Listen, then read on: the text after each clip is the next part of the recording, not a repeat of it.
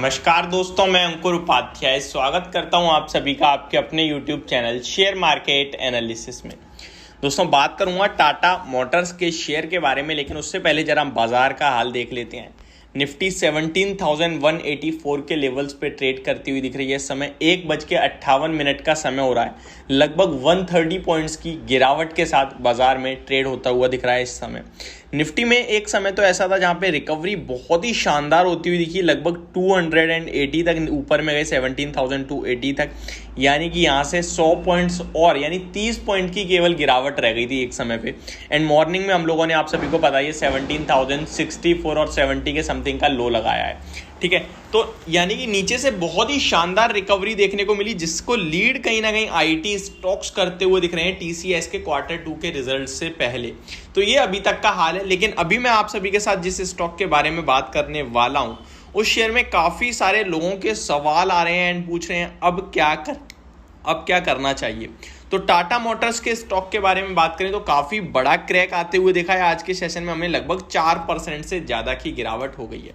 कल ही मैंने आप सभी के साथ ये शेयर करा था कि यहाँ पे आपको एक गिरावट आती हुई दिख सकती है, क्योंकि एडीआर भी 3% के समथिंग डाउन साइड शो कर रहा था। अब सवाल ये उठता है, ये स्टॉक गिरा क्यों है और अब इस गिरावट में हमें करना क्या चाहिए। तो चलिए इसी के बारे में बात करते हैं, वीडियो को आगे बढ़ाते हैं। लेकिन उससे पहले आप सभी से एक छोटी सी रिक्वेस्ट है यार, जो लोग चैनल पे पहली बार आए हैं वो प्लीज इसको सब्सक्राइब कर लीजिए, नोटिफिकेशन बेल आइकन दबा दीजिए ताकि मार्केट से रिलेटेड हर खबर आप तक पहुंचे सबसे पहले। दोस्तों, ये वीडियो इन्फॉर्मेटिव लगे तो प्लीज इसको लाइक कर देना ताकि मुझे मोटिवेशन मिलती रहे।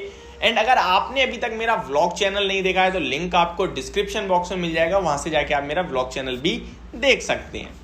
सबसे पहले मैं बताऊं, कुछ अपडेट्स आई हैं टाटा मोटर्स की तरफ से, उसको शेयर करना चाहूंगा सबसे पहले मैं आप सभी के साथ।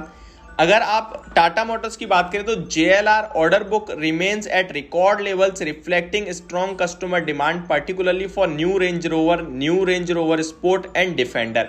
तो इन तीन गाड़ियों की काफी तगड़ी डिमांड देखी जा रही है, ऐसा कहीं ना कहीं शो हो रहा है। टाटा मोटर्स की तरफ से कहा गया है sales expected to further improve in second half of the year. तो second half of the year कहीं ना कहीं और ज्यादा सेल्स इंप्रूव होती हुई दिख सकती है। JLR की अच्छी खासी बुकिंग मानी जा रही है, देखी जा रही है। चलिए next, JLR Q2 sales increases but remains constraint by semiconductor shortage, यानी सेमीकंडक्टर की शॉर्टेज अभी भी चल रही है, ऐसा देखा जा रहा है। Retail sales in the second quarter rose by 12% versus Q2 to reach 8,121 units while wholesale of 75,000 were up 4%। तो कहीं ना कहीं जो आप तो टोटल देख पा रहे हैं वो टू रिच 80 लगभग 4% की जंप देखी गई है, ऐसा कहा जा रहा है होलसेल्स में। एंड टाटा मोटर्स की तरफ से बहुत सारे बयान निकल के आए हैं। Indian car makers propose cutting import tax on cars 30% over 10 years in Britain trade. तो ये कुछ खबरें हैं, बट अब स्टॉक गिर क्यों रहा है। स्टॉक में जो खबरें हैं वो कोई ज्यादा खराब नहीं है और खराब है ही नहीं इनफैक्ट। फिर ये स्टॉक क्यों गिर रहा है अपडेट्स के बाद, जिसमें अपडेट में तो ये कहा जा रहा है कि JLR की डिमांड स्ट्रॉन्ग है अभी, लेकिन सेल कम है और ज्यादा बढ़ेगी second half of the year.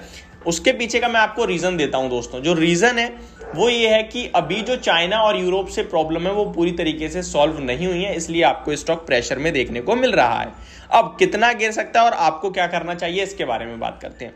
अगर टाटा मोटर्स के बारे में बात करें तो 394 के लेवल्स पे ट्रेड कर रहा है ये स्टॉक। नीचे में इस स्टॉक का जो बेस है वो अराउंड 380 और 370 रुपीज तक स्टॉक 2 बार नीचे गया है, वहीं से शार्प रिकवरी आती है। स्टॉक की बात करें तो नीचे बॉटम रेंज है कहीं ना कहीं स्टॉक की, वो वाली रेंज है। उसके बाद ऊपर में स्टॉक आपको 440, 460, 480 तक दिखा देता है।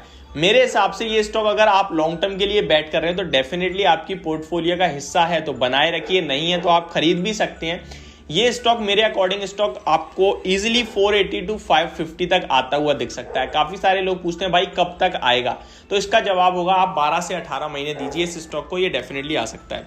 बाइंग करने के पीछे का रीजन ये है कि ये बेस्ट ईवी प्ले अभी तक है और आगे भी कहीं ना कहीं मुझे लगता है इसके लिए जो आगे के आउटलुक है वो भी अच्छा ही दिख रहा है।